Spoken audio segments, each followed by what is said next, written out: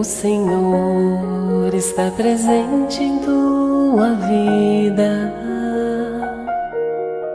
Ele quer te revestir de esperança,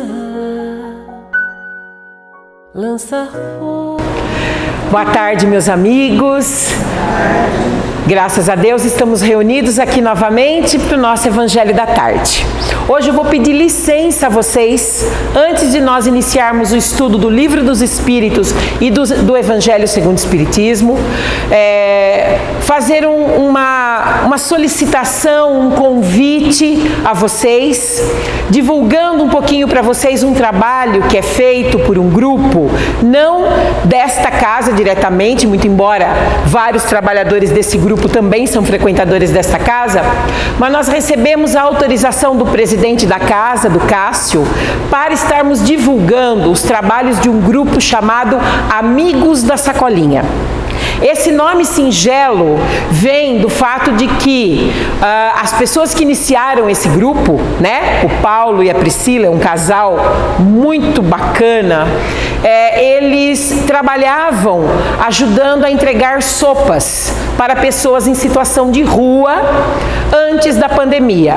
Veio a pandemia, esses trabalhos pararam e então eles passaram a fazer lanches em sua casa, com a ajuda de outros amigos, e colocar em sacolinhas e distribuir nos semáforos, já que não podia fazer aglomeração de pessoas e nem nada. E como iam então os lanchinhos dentro de sacolas, eles passaram a se chamar Amigos da Sacolinha. Esse grupo já tem quase 5 anos, é um grupo que cresceu bastante. Eu faço parte desse grupo há 4 anos.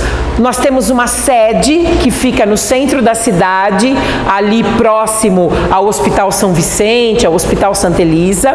E esse grupo hoje trabalha com assistência a pessoas em situação de rua. Aos sábados pela manhã, nós fazemos o café da manhã solidário em 3 praças da cidade.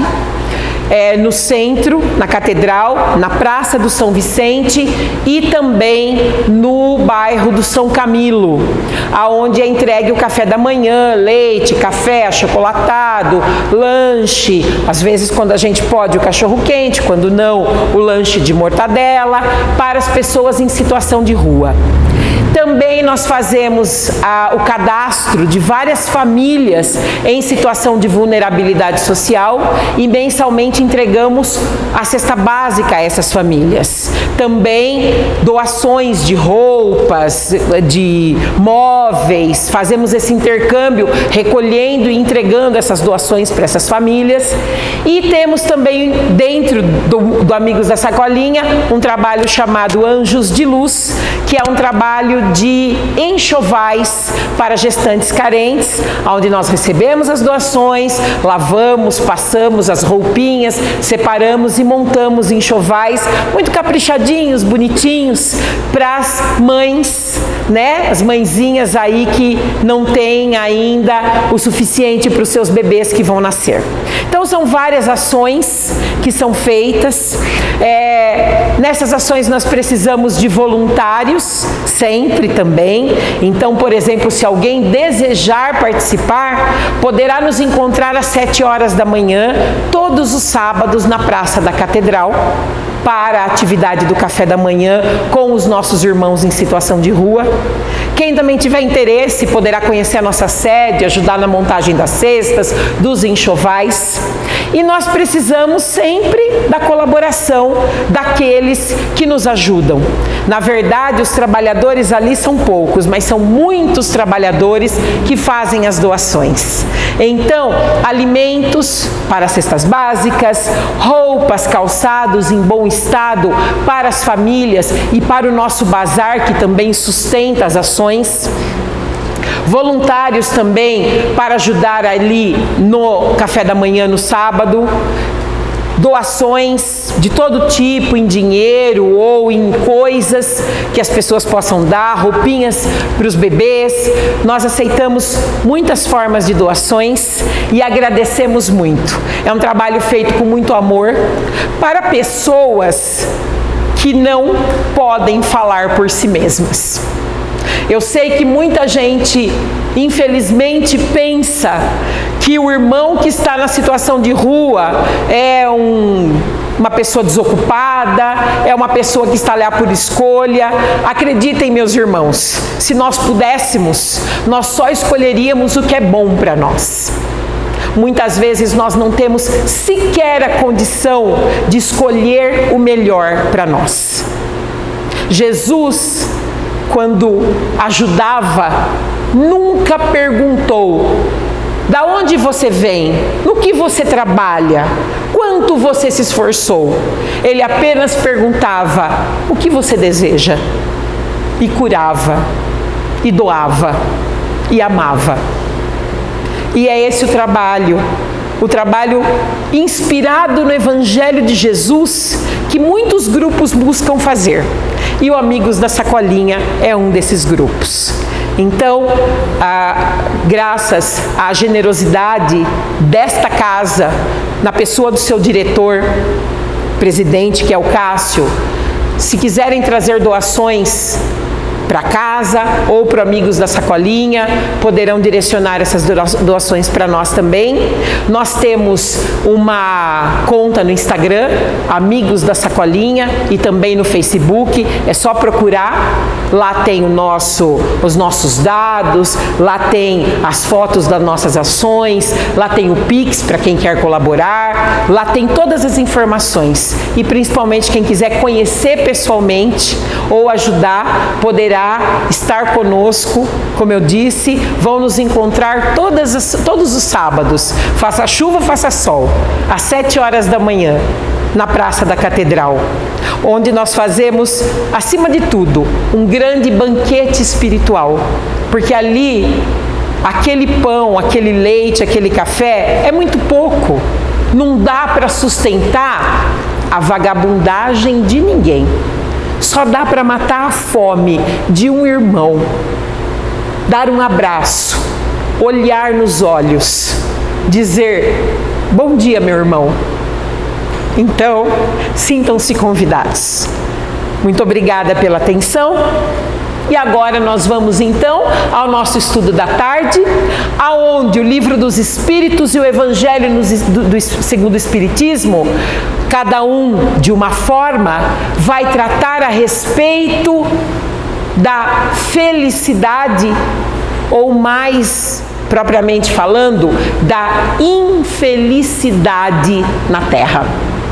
Porque, como dizem, como dizem os espíritos na codificação, que a felicidade, como disse Jesus, a felicidade plena, completa, realmente não é desse mundo. Não é desse mundo por quê? Porque nós, espíritos encarnados na Terra, somos espíritos que estão aqui por um motivo.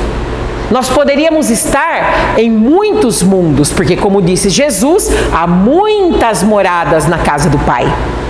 E a grande maioria dos mundos do universo são mundos felizes. Mundos primitivos e mundos de prova e expiação como o nosso são, meus amigos, a minoria. De fato, a minoria. 5% do universo é mundo de expiação e mundo primitivo. O restante é mundo feliz, é mundo celeste. Então, por que nós estamos aqui, nesse mundo, que é a minoria dos mundos? Não dava para ter jogado a gente num lugarzinho melhor? Mas justamente não é uma questão de jogar a gente para um lugar melhor.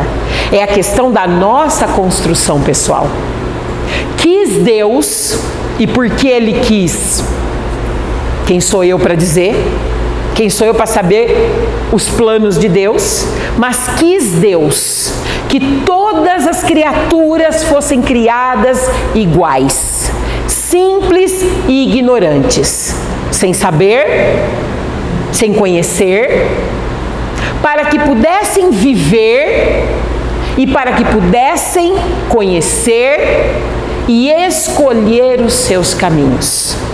Quis Deus que todas as suas criaturas, a partir de um certo ponto de desenvolvimento da inteligência, tivesse livre-arbítrio. Obviamente que nos estágios mais baixos da nossa evolução, quando a gente está no mundo mineral, ou no mundo vegetal, ou ainda como animaizinhos, a gente não tem livre-arbítrio, porque a gente não tem capacidade de raciocínio. Não é? É óbvio que nesses estágios nós somos profundamente cuidados pela misericórdia divina através de irmãos encarregados disso, de cuidar do desenvolvimento dos planetas, do solo, dos minerais, da água, depois cuidar das plantas, cuidar dos animais. E vamos ser honestos, basta olhar a perfeição da natureza que a gente vê como todos esses reinos inferiores ao reino do homem são cuidados com muito amor.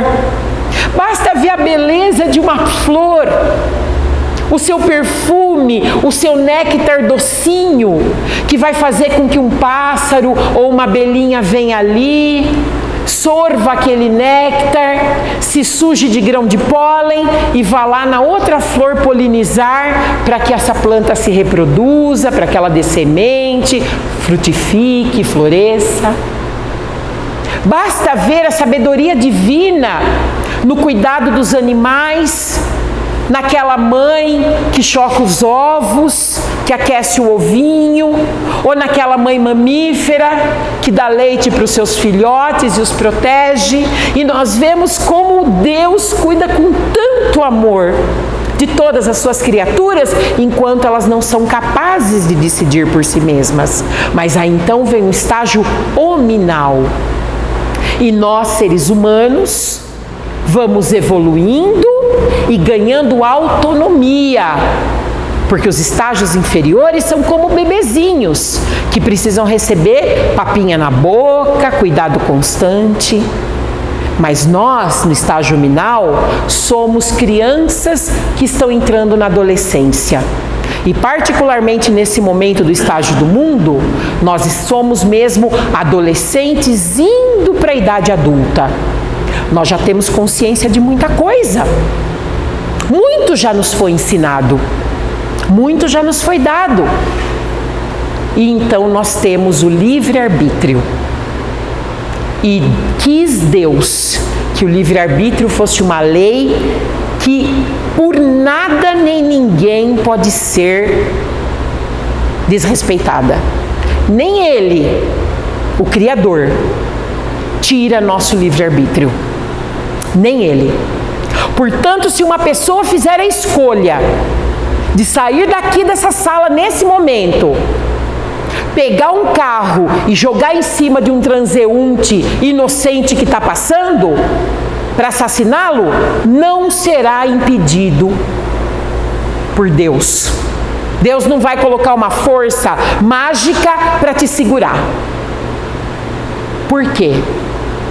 Porque Ele quer, e quis Ele que fosse assim, que nós crescêssemos em inteligência e em caráter e em bondade e em moralidade por nós mesmos.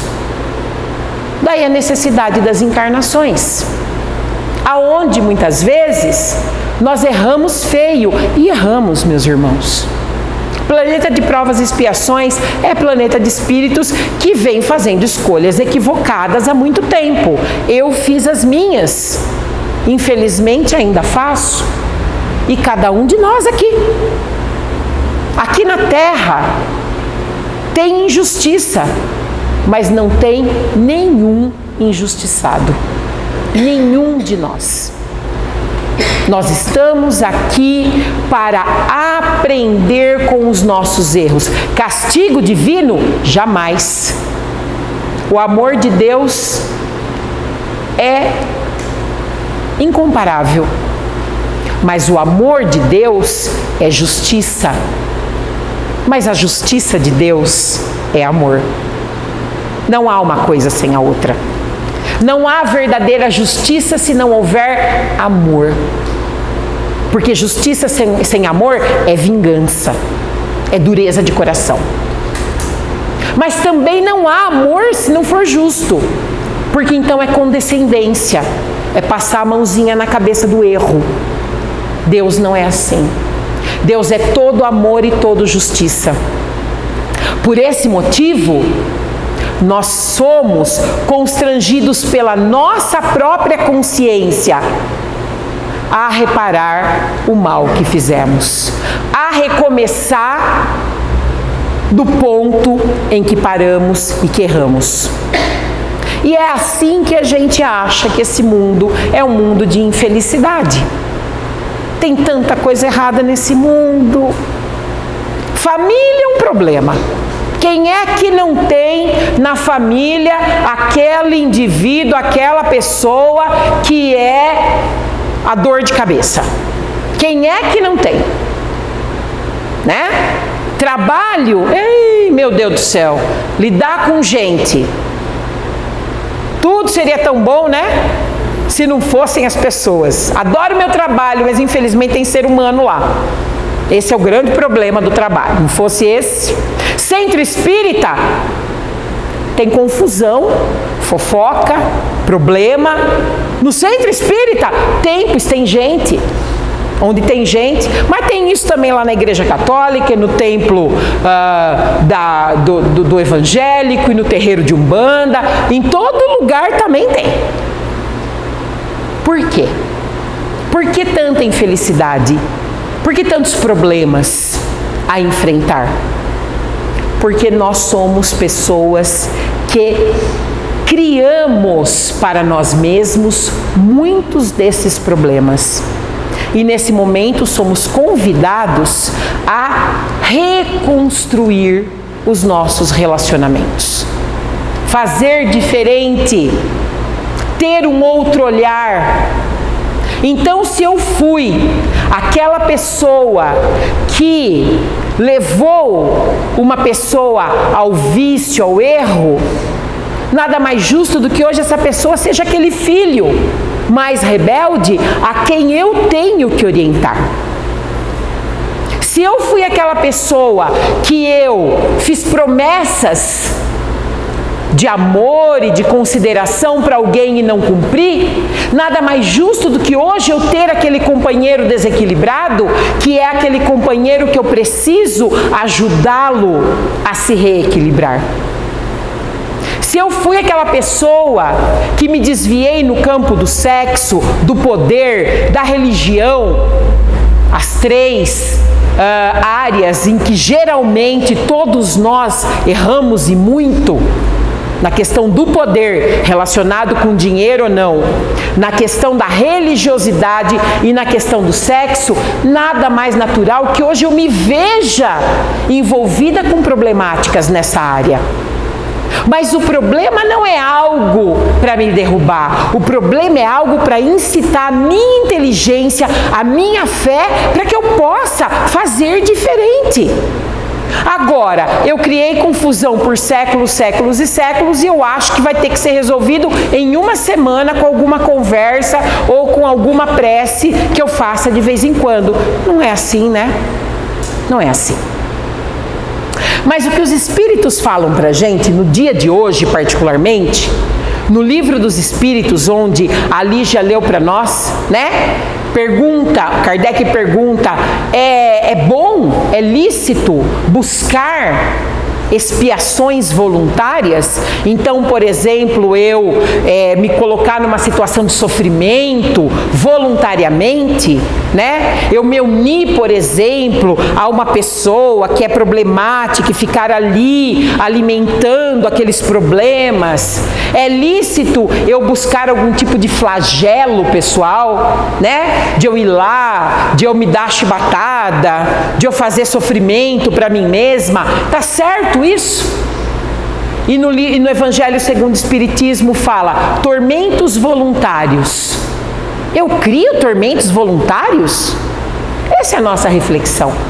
Será que tudo que nós estamos passando, será que tudo que a gente está vivendo em termos de infelicidade precisa? Será que precisa? Ah, você acabou de falar, a gente é devedor. a gente está aqui para refazer os nossos caminhos. Então, acho que sim, né? É tudo expiação, né? Não, meus irmãos. Não é. Na realidade, a misericórdia divina é tão grande e o nosso Pai nos conhece tão bem e nos ama tanto que Ele sabe que, dada a nossa ainda fragilidade moral, nós não damos conta de resolver todos os nossos problemas de uma única vez. E nem tudo precisa ser resolvido com sofrimento. Muitas vezes, o que é dado para nós é oportunidade de trabalho para eu fazer diferente. Por exemplo, nós estamos aqui hoje no Centro Espírita. Muitos somos trabalhadores aqui. Então eu estou aqui nesse momento como fazendo a preleção, o outro é aquele que vai dar passe, a outra é aquela que toma conta de crianças e da evangelização infantil, o outro é aquele que trabalha na assistência social e ajuda as pessoas necessitadas. Gente, nós estamos aqui refazendo nosso destino no amor, não precisa ser no sofrimento.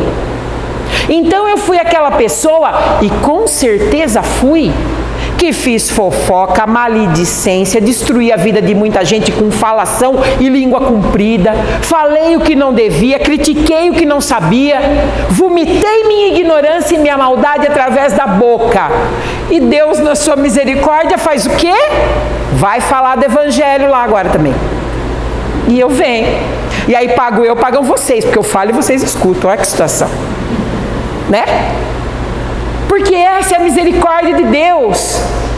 Se você tirou de alguém, você trabalha na assistência social e ajuda a dar. Na assistência social, no Amigos da Sacolinha. Né? Se você, em outras vidas, não soube respeitar a infância, então vai dar evangelização infantil para as crianças. Vai orientar aqueles espíritos que em outro momento você desencaminhou. Se você era alguém que lançava maledicências, hoje você aplica um passe e transmite o seu amor através de um passe. Se você, em outras vidas, era aquele que arrumava briga por tudo, hoje você vem ao Centro Espírita e bota o nome dos seus adversários, familiares ou não, aqui no caderno e vibra por eles. Porque primeiro Deus nos ensina o caminho do amor. Aliás, Deus só nos dá o caminho do amor. O caminho das expiações difíceis, de pagar aquelas coisas horrorosas, isso é escolha nossa. Emmanuel diz: a expiação, e sobretudo as expiações severas, dolorosas, é o último recurso da lei. É para espíritos que, vez após vez, vida após vida, teimam no mau caminho. E às vezes não resta outra alternativa senão colocar a pessoa naquela situação em que ela vai vivenciar o mal nela que ela fez. Muitas vezes é necessário. Acontece com a gente também. Às vezes a gente tem que vivenciar uma coisa que a gente está teimando, tá bom, então vamos inverter os papéis. Vai lá sentir na sua carne. Vai ser o jeito. Mas isso é o último recurso da lei.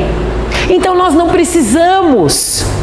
Está cheio de coisa que nos fazem sofrer, que não tem nada a ver com Deus ou com questões de provação e de expiação. É coisa nossa. O Evangelho nos dá o exemplo do sentimento de inveja e de ciúme. Nesse trecho, né, 23 do capítulo 5, ele fala isso, né? Entre os tormentos voluntários, eles exemplificam a inveja e o ciúme. E eles dizem para nós, tem coisa mais horrorosa do que ter inveja e do que ter ciúme? O invejoso ciumento não tem paz na sua vida. todo o pensamento, toda a energia dele, ele está gastando para mal querer o outro. Ele não conquista nada para si, mas deseja a conquista do outro.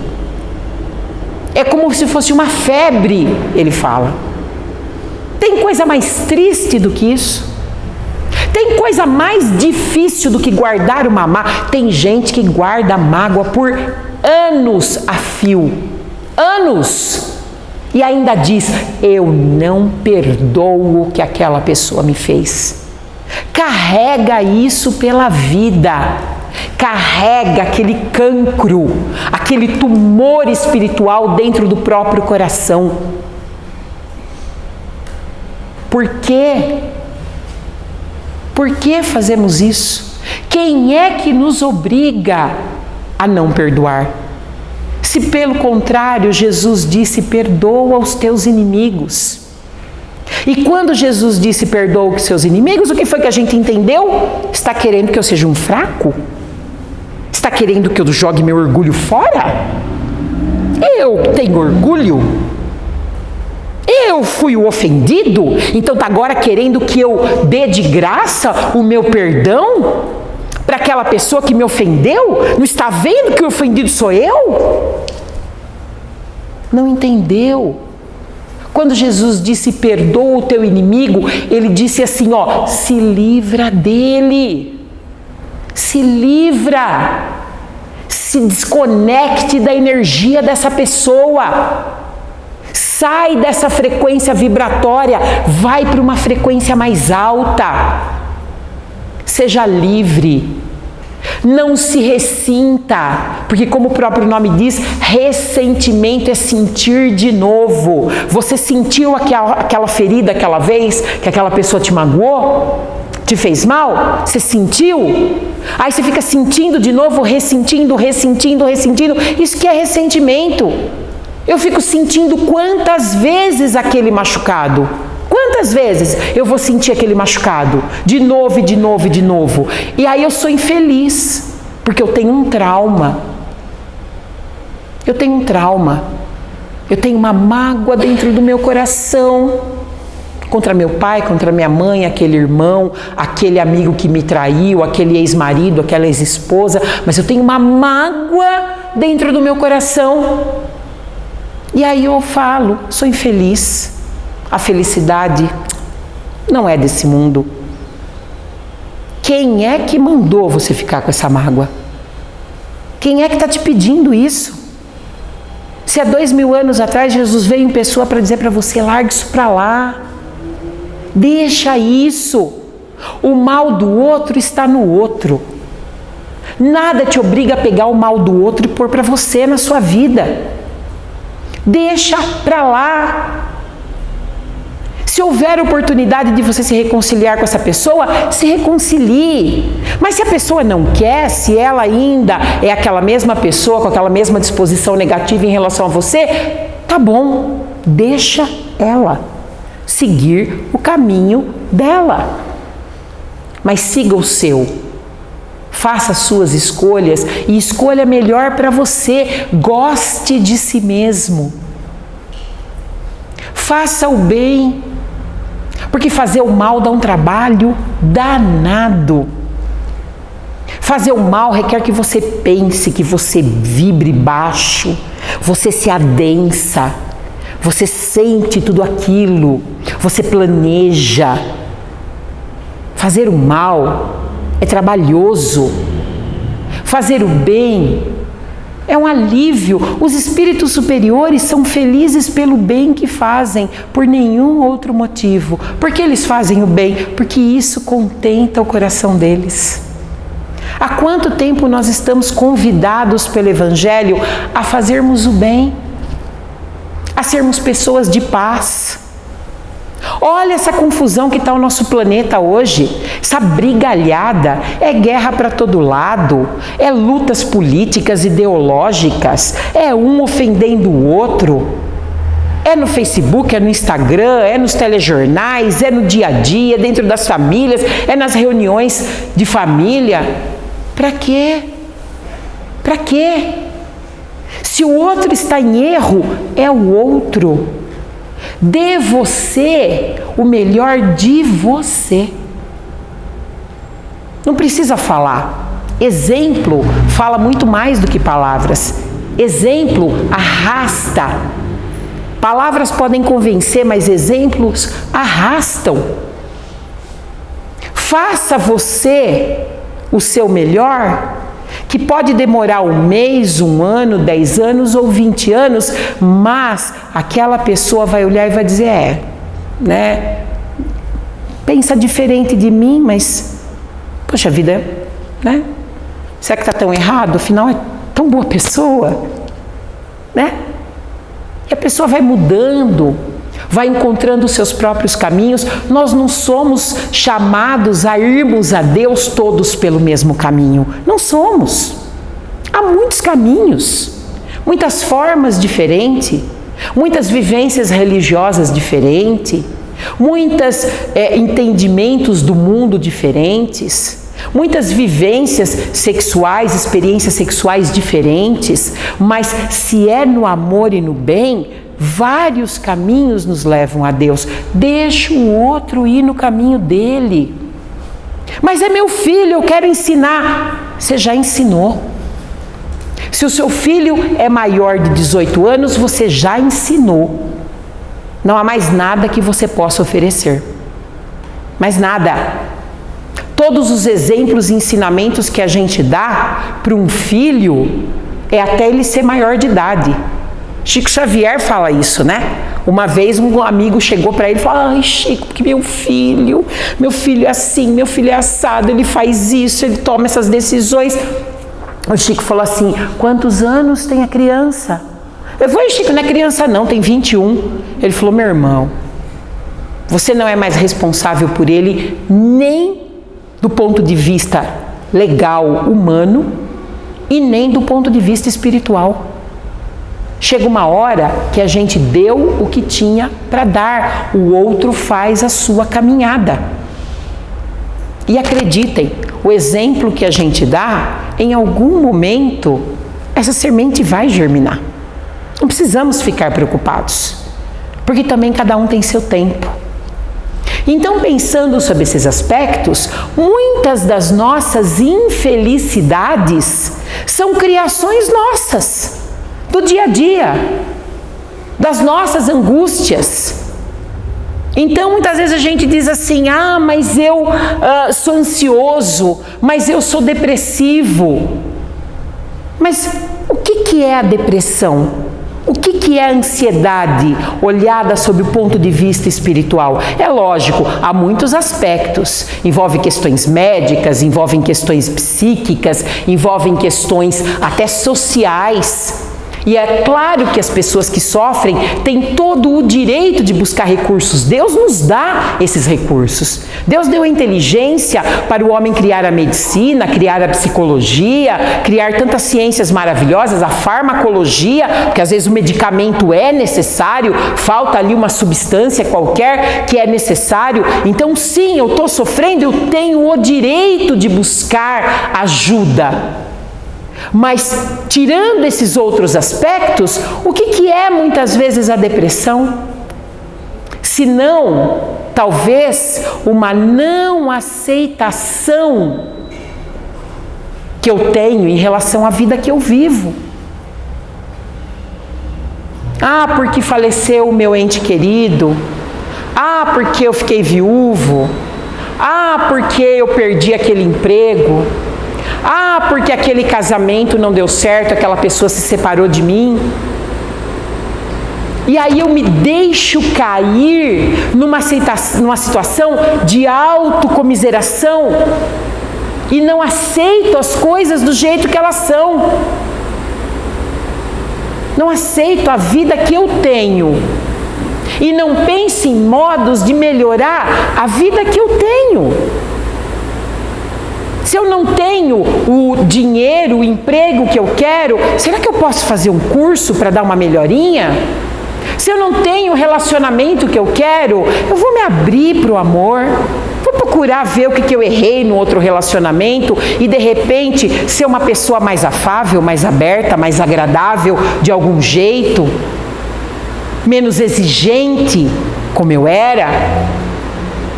E assim a gente buscar, aceitar.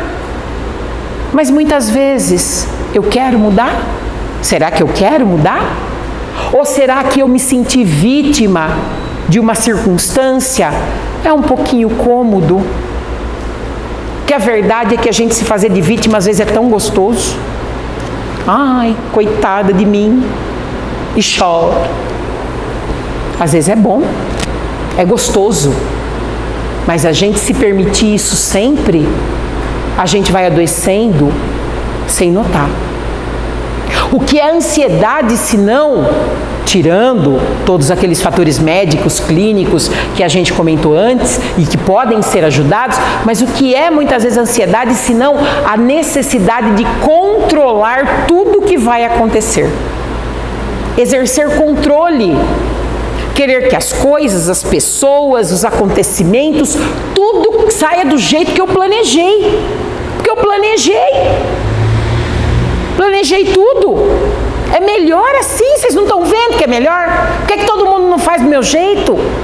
E aí eu quero controlar coisas que eu não controlo. Eu não controlo o outro.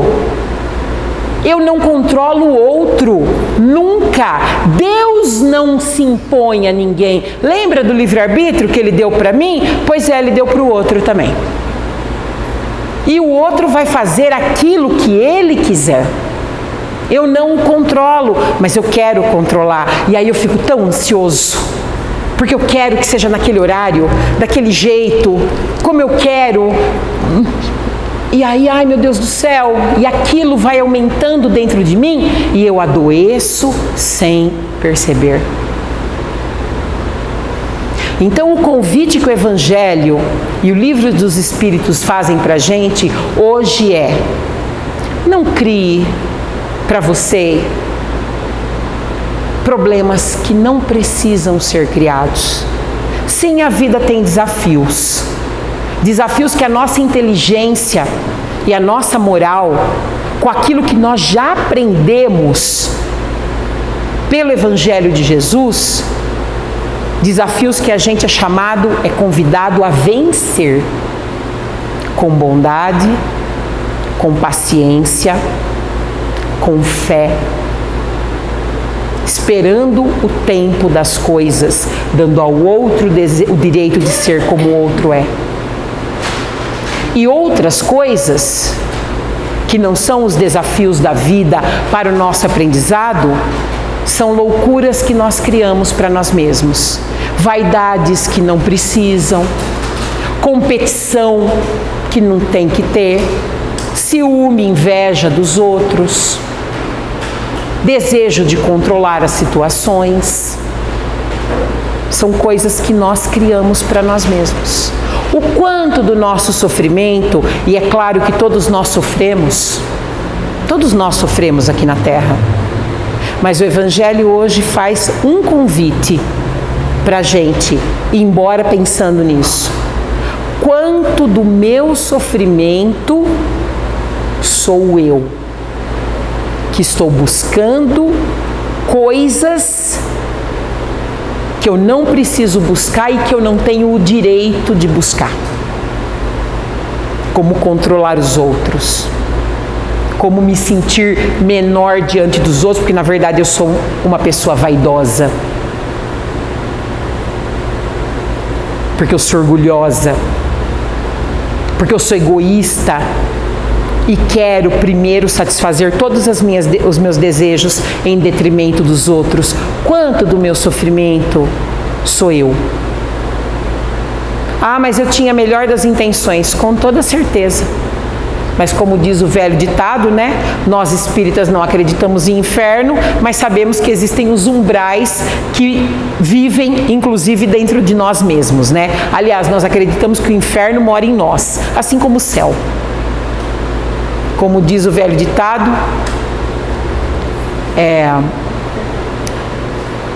o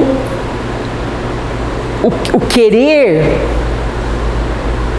da gente, o desejo, que é uma xícara sem fundo, é que é o nosso inferno. Então, quanto do inferno que nós vivemos são coisas que a gente faz, mesmo com boa intenção, porque de boa intenção o inferno está lotado. Então vamos rever as nossas melhores intenções em relação ao nosso trabalho, nossa família, as pessoas que nos cercam, os acontecimentos do mundo, a política. Vamos rever as nossas melhores intenções. E se a gente não está causando para a gente sofrimentos que não tem nada a ver com Deus, nada a ver com prova, com expiação, é só coisa mesmo do nosso orgulho, da nossa vaidade e da nossa ignorância. O convite é esse. Então, se a gente quiser, a gente faz essa lição de casa. E aí, mesmo vivendo na terra, dá para ser feliz, sim. Não completamente, mas dá para ser feliz bem mais do que temos sido. Uma boa tarde a todos e muito obrigada.